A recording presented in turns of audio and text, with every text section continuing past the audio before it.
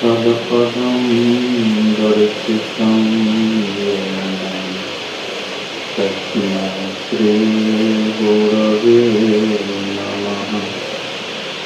अज्ञानतिमिरान्धस्य ज्ञानाञ्जनशलाकया चक्षुरुन्मीलितं येन तस्मै श्रीगुरवे नमः।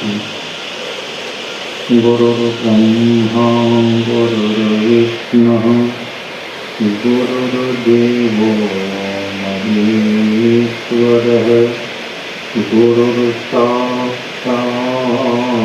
परब्रह्म तस्मै श्रीगुरवे नमः।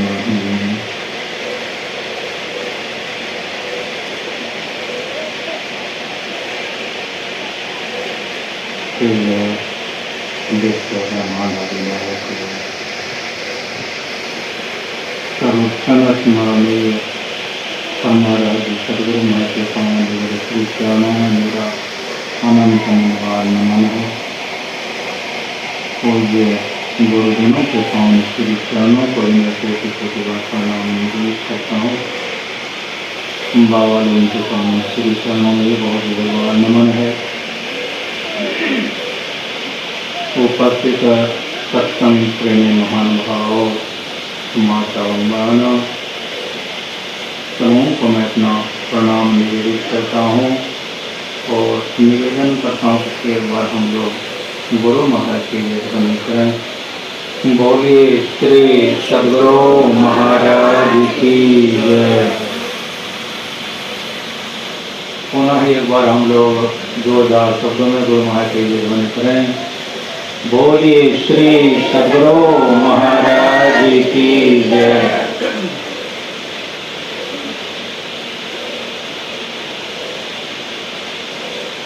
परमात्मा की असीम अनुग्रह कृपा से करिए संतों की संगति मिलती है और यही संगति संतों की जो संगति है भव बंधन से छुड़ाने वाला परम कारण दूसरे कोई और किसी भी कर्म उपाय से संसार में जीव का कल्याण संभव नहीं।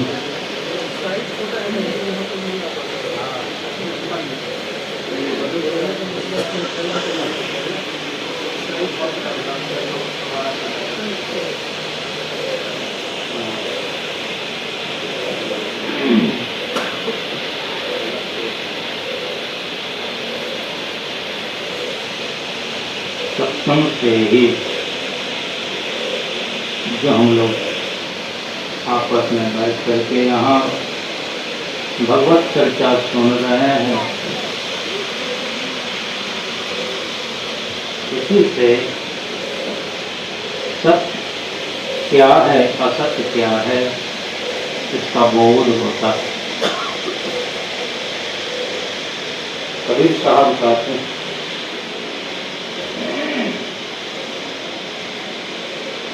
पूज्य होत नर जगत में असत्संग प्रभाव, असत्संग प्रभाव पूजे नारदिनी मीराबाई।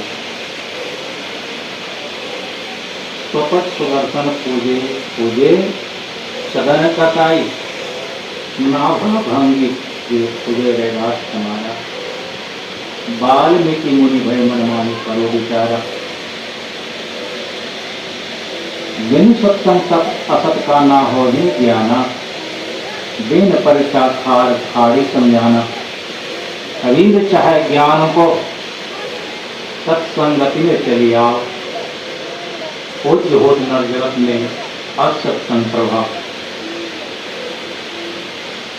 सत्संग से ही जीवन का निर्माण होता है। मानस में गोस्वामी जी लिखते, वाल्मीकि नारद घर जोने निज निज मुखनि कहीं निज होने। कैसे? वाल्मीकि हत्यारे बटमार डाकू,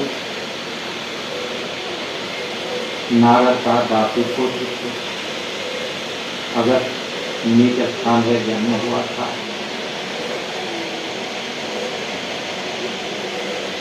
ये सब पुण्य सारे कैसे पुण्य कैसे हो गए? एकमात्र ये सत्संग के कारण सही पुण्य थे। सत्संग करने से इसमें रहते कभी छात्र वचन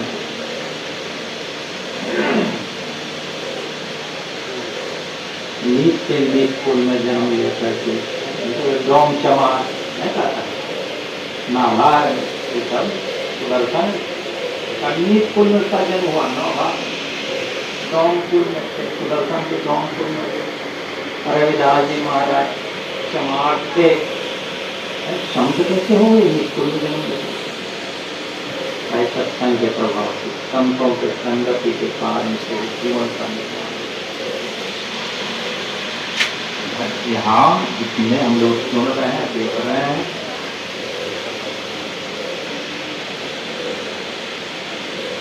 कोई लक्ष्मीवान क्यों होते हैं?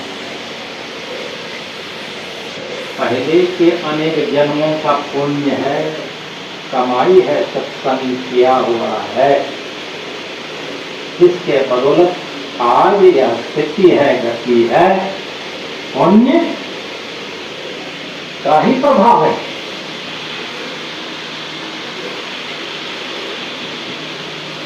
भगवान श्री कृष्ण स्पष्ट कहते हैं, कहते सभी जितने संसार में हैं, देख रहे हैं लोग क्या भगवान कृष्ण कहते हैं मुझको भजने वाले हैं, मुझको सही नहीं भजते।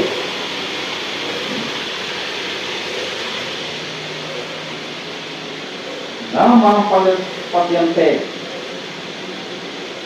मुझको सही नहीं भजते। मूढ़ा नराधमा, मुझको नहीं भजते।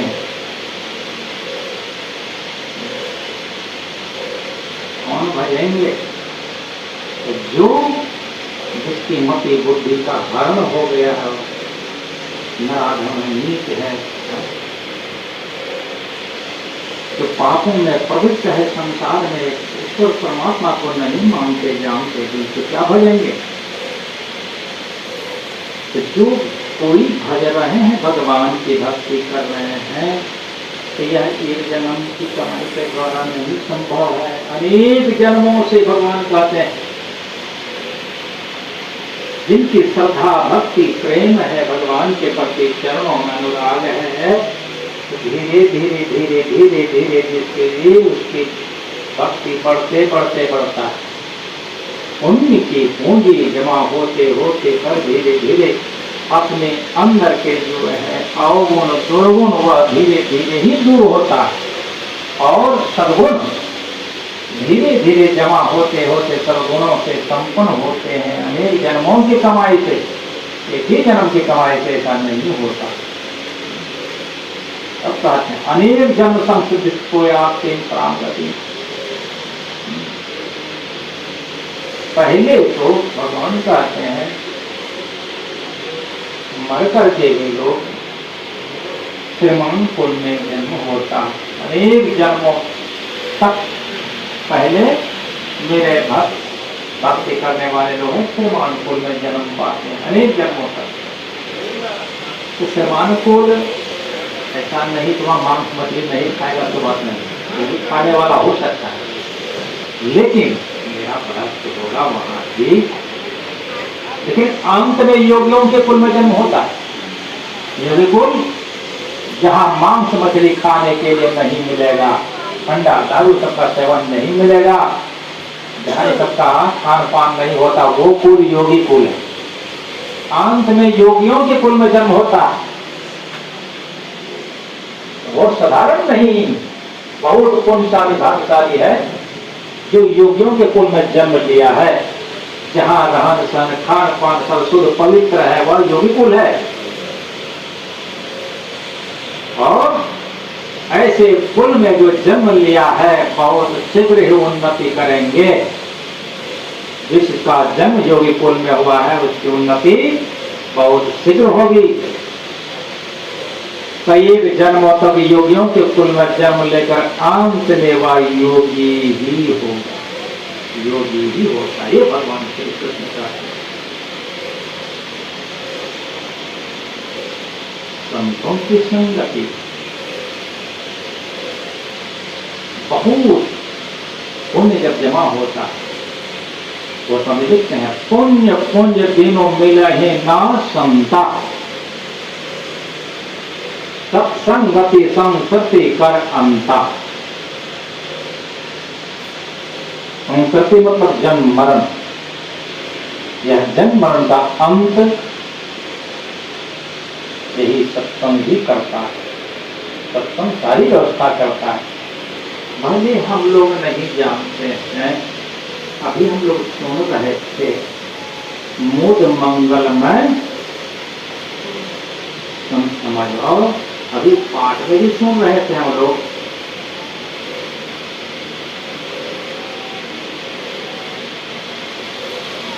संतों का समाज आनंद और कल्याण को देने वाला है। मुद मंगलमय संत समाजी जो जब जंगम तीरथ राजी, अभी सुन रहे थे। संतों का समाज आनंद और कल्याण को देता है। और यह भी हम लोग या स्तुति करते हैं, गाते भी हैं, मंगल मूर्ति सदगुरु। सदगुरु क्या है? अमंगल मूर्ति है। अमंगल कर सकते हैं, कभी किसी का अमंगल सोच सकते हैं क्या? लेकिन देखते हैं थोड़ा दुख हो जाता है, कष्ट हो जाता है। क्यों हो जाता है दुख कष्ट तकलीफ? नहीं जानने के कारण। हम चाहते हैं थोड़ा सा, लेकिन हम नहीं जानते वो परम करुणामय कितना देते हैं, कितना देना चाहते हैं, हम नहीं जानते। हमको तो कष्ट हुआ कि हमारा पति छीना गया, हमारी पत्नी छीन गई, मर गए, धन खिला गया, दुख होता है, कष्ट होता है, रोते हैं, बिलखते हैं, सत्संग को भी छोड़ देते हैं। क्या कहते हैं? गुरु महाराज पर रुष्ट है। क्या मां अपने बच्चे पर रुष्ट हो सकती है? कभी भी अमंगल हो सकती है? इस तरह से परम करुणामय सबके मंगल को करने वाले मंगल मूर्ति है, अमंगल मूर्ति नहीं। क्यों कष्ट होता है, दुख होता है? नहीं जानते हैं। नहीं जानने के कारण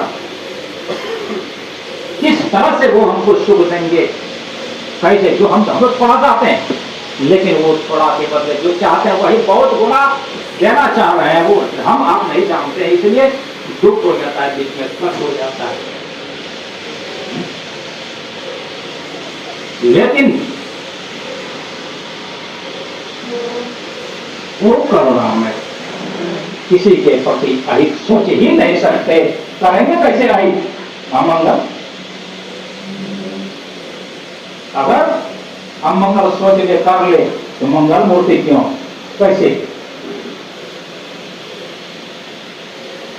संत जितने हैं, संतों का समाज आनंद और कल्याण को देने वाला कर रहे हैं, ऐसा झूठ होगा कि नहीं?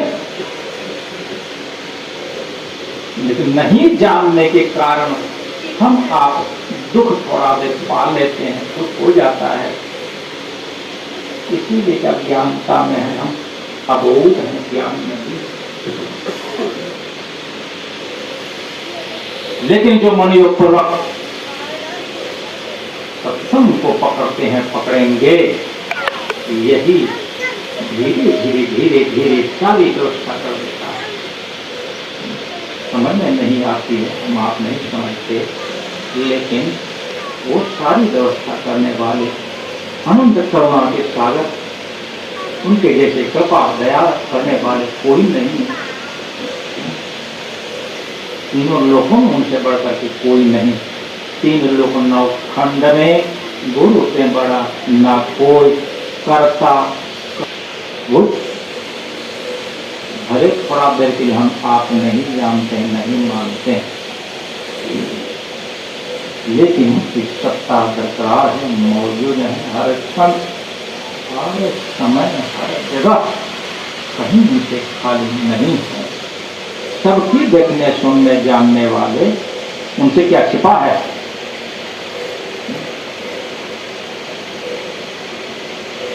जहाँ तक हम आप जितना श्रद्धा विश्वास से करेंगे उतना ही ला पाएंगे। आवश्यकता है कि हम आप संतों के गुण ज्ञान को समझने का प्रयास करें।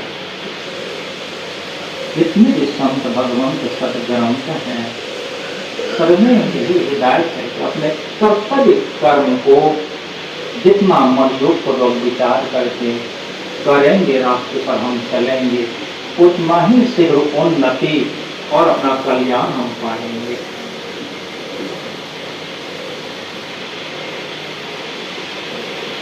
कर्म, संसार में कर्म का ही तो भोग है। जो कुछ भी हम लोग संसार में देख रहे हैं, पा रहे हैं, भोग रहे हैं, अपने ही कर्म का ही भोग हो रहा है। लक्ष्मण जी ने वो निषाद के माध्यम से संसार को हिदायत किया। इस संसार में कोई किसी को सुख दुख देने वाला नहीं है, सभी अपने ही किए कर्मों का ही फल भोगते हैं। काहू न को सुख दुख कर चाहता, निज कर्म भोग नहीं चाहता है। वो निषाद होता है, कोई किसी को सुख दुख नहीं देने वाला है, चाहे कोई भी हो। तो जैसा हम व्यवस्था करेंगे उसी के हाथ पर अपना सुख दुख भोगेंगे।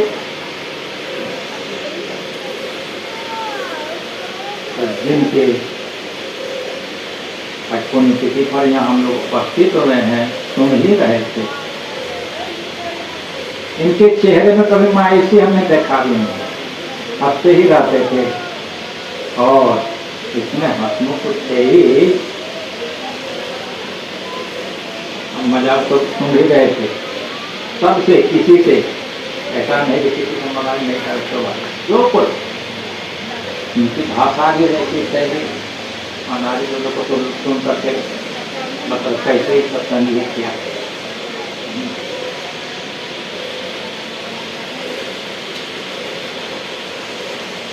लेकिन भीतर से बिल्कुल सजग सतर्क जगे हुए थे।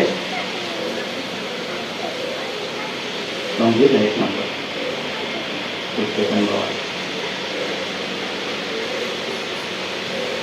क्योंकि पढ़े लिखे विद्वान आदमी थोड़े भी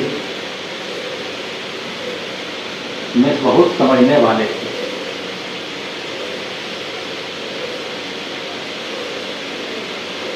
जहां तक है